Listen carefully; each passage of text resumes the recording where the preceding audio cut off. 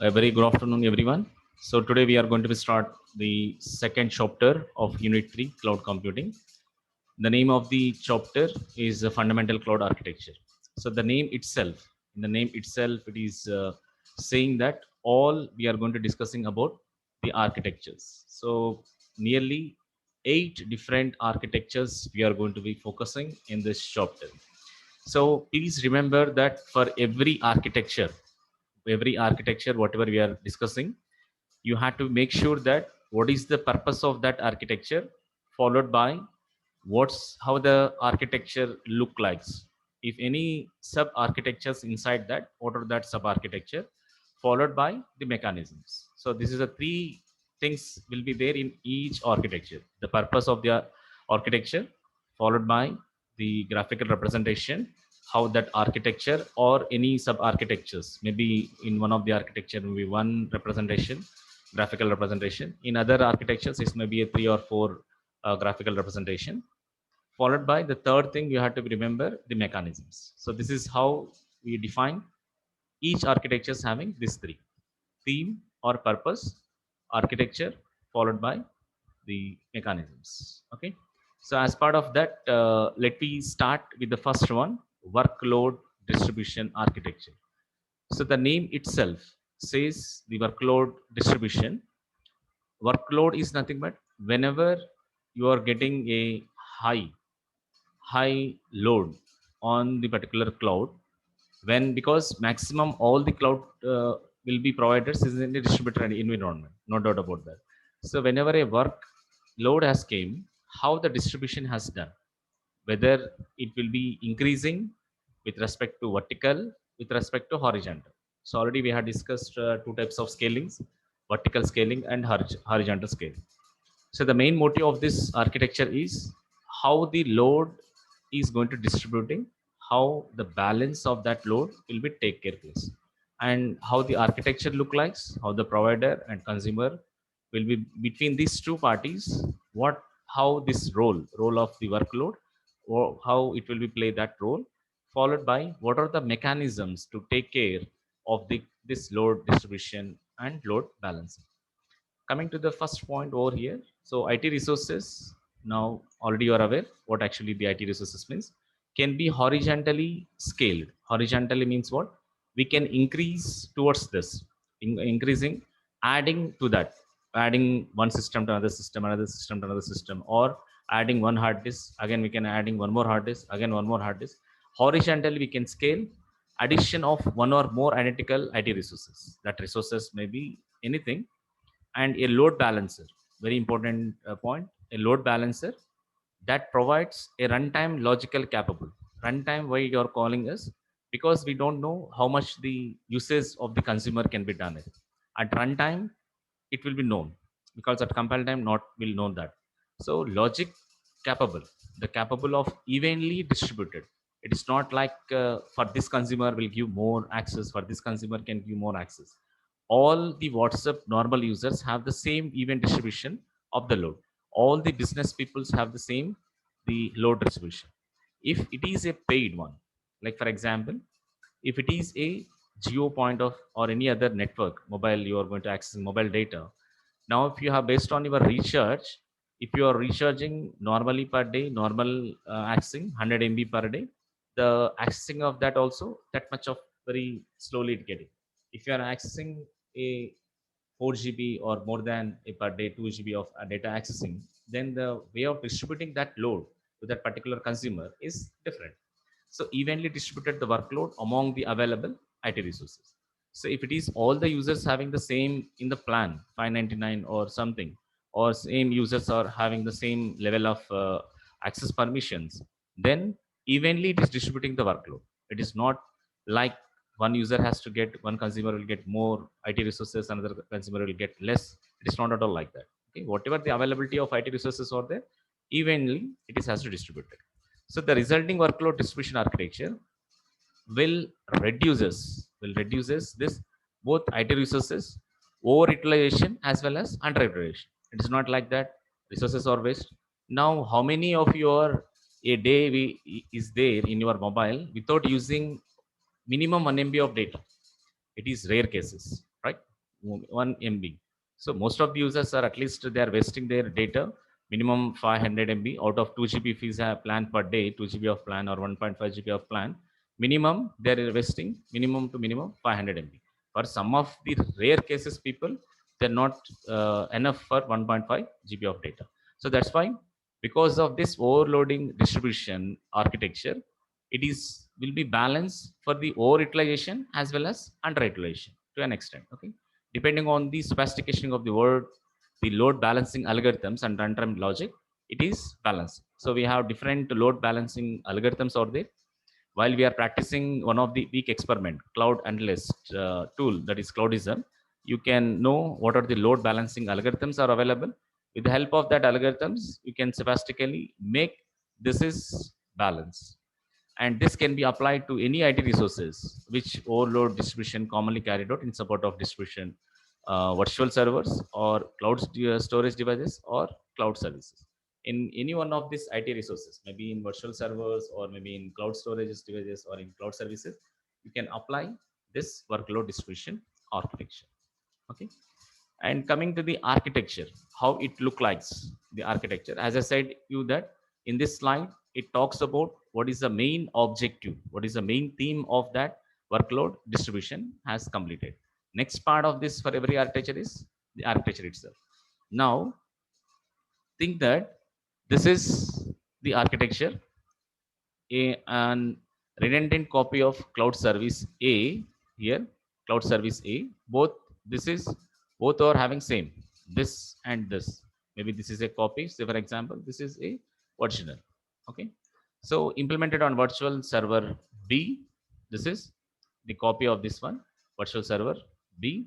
The load balancer intercept. The load balancer will act as a mediator between cloud service consumer request and direct them to the both virtual servers A and B to ensure even workload distribution. So instead of having on a single load to have a burden, so what they are going to be doing is it is going to be balancing. It is going to balancing between these two loads. Okay, so see the figure. So here the cloud service consumers are there. Different consumers are available here. Each one, two, three, each one cloud consumers. Right. For this, all consumers are connected to the load balancer. Now, from this cloud service A, this is original copy and this is duplicate copy. Now they are making a redundant of this one so that the distribution can be done. The load balancer, what it will do it, intercept cloud service consumer request based on the request. See the request or here 1, 2, 3, 4, 5, 6. Totally 6 requests are coming over here from the cloud consumers. It is evenly distributed. That is 3 requests will goes to cloud service A, original copy. 3 requests will goes to the cloud service A, duplicate copy. So it has to. That is what they are saying. The load balancer intercept the cloud service consumer request and directs them to the both virtual server A as well as virtual server B. It is ensuring that event distribution has done it so that they can access the load should not be like over utilization or it's not goes to under utilization. If you give all the 6 requests to the virtual server A itself, then it is a over utilization. If you give only a 0 for the virtual server B, then it is a under utilization. So if you balance 3 and 3, the request is based on the request coming from the cloud consumer, then you can balance. So that is the main role of this load balancer. Whenever any workload has to come, the load balancer will distribute it evenly based on the request coming from cloud consumers. Okay. The next part of this is like a load balancing system applied to specific IT resources usually produce specialized variation of the architecture that incorporate aspects of the load balancing, such as we have some different load balancing architectures like service load balancing, load balanced virtual server architecture, load balanced switches architecture.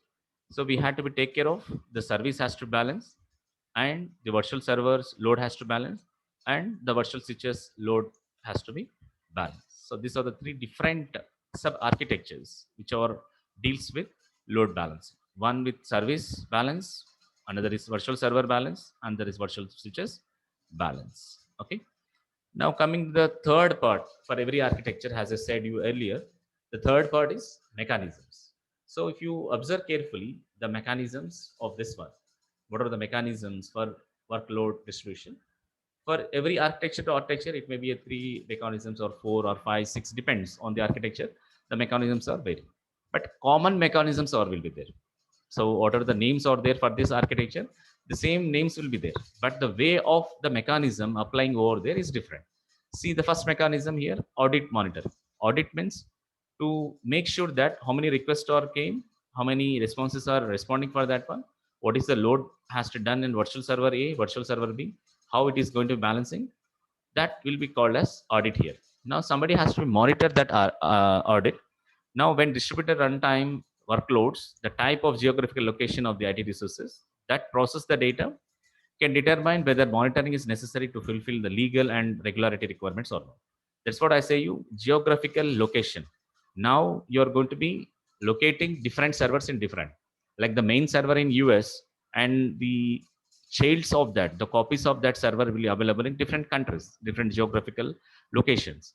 Now how you're going to be make sure the legally and regularity of the requirement is balancing or not, it has to be taken care by through audit monitoring. It's not like simple in one server it is balancing, it's not mean that in other servers also it is a balanced way. So wherever it is located, the geographically it is located, all the servers, the workloads where it is coming distributing, who's take care of that servers, we has to monitor. With the help of that we can audit it. The second mechanism, this is the first one, this is the second mechanism, cloud usage monitoring. Now here audit has done. Now we can see such a way that how usage of the cloud. Various monitors can be involved in the carry out of the runtime workload tracking and data processing. So with respect to the processor, with respect to the RAM, with respect to the hard disk, with respect to the virtual servers, how good this usage has to be done. So someone has to be make sure the cloud usage monitor. The third one, the hypervisor. So hypervisor will deals between that they can host may required distribution.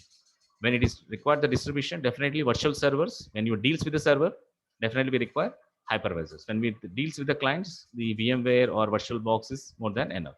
So workloads between hypervisors and virtual servers that they host may require distribution. The fourth mechanism under this, the fourth mechanism talks about the LNP, that is logical network perimeter. Now, this is isolate the cloud consumer network boundaries in relation to how and where workloads are distributed. Meaning of this one is now we have to make a request in this figure. In this figure, it is requesting by the cloud consumer. Now we had to know where it is going to locate the load balances. So that's what the point talking about. The workloads where and how and where workloads are distributed. So it has to know the locations. It has to know the locations logically, the network, the perimeters, where it is going to be located, the virtual servers where it is located, so that it has to be easily distributed the things. In the figure, it is showing normally in, beside itself, but practically this virtual server A will be located in one geographical location. This virtual server B will be located in another geographical locations. So we have to make sure that what's the logical network perimeter is there to to relate to relate to how and where the workloads are distributed. The fifth one, resource cluster. Resource clusters in the sense we are having grouping the things. Now, whichever the resources in active mode that are going to be support the work load balancing between different cluster nodes. Whenever any more loads are there, like we have a nodes in the previous figure, we have a node, right? This is a node A. This is a cloud service A. This is one node. Node here also consisting a cloud here. This is node one. This is node two. Like this, we have different nodes are there. Now, among these nodes, if you are observe carefully, active modes are there. You can support where node A doesn't having much workload. You can balance the work which is load having on node B or node C can be distributed towards to node A also, so that we can make a support to make use of resource efficiency. Efficiently we can use it. And the last mechanism of this workload distribution architecture is resource replica. Replica means have generating a multiple copies. Like it creates some instances of virtual IT resources in response to runtime. So how many things, how many number of requests are coming more, that many number of based on that, and an average we had to be replica that resources like cloud service A, original cloud service A, again copy one, cloud service A, copy two. Like this, we can divide the number of resources one after the other. If you divide like that, so that we can replica it in advance. So can generate new instances of virtual IT resources in response to runtime workload distribution demands. So what we have learned in this small architecture is why we required workload, the distribution.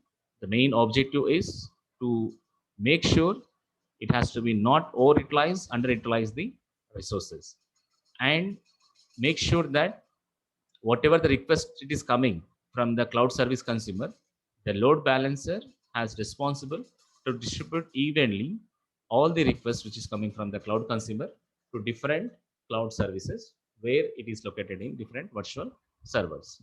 Now scale up and down the IT resources. If you see here in the figure, the scale up and scale down, the distributed workload among IT resources should be even.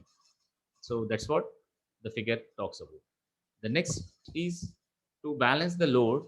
We have to take care service load balancing, load balanced virtual servers, load balanced virtual switches. All these three also we have make sure we has to balance.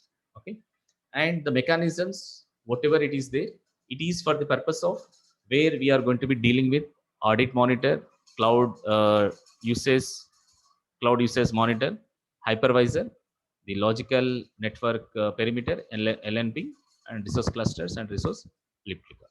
Okay, so this is about the workload architecture.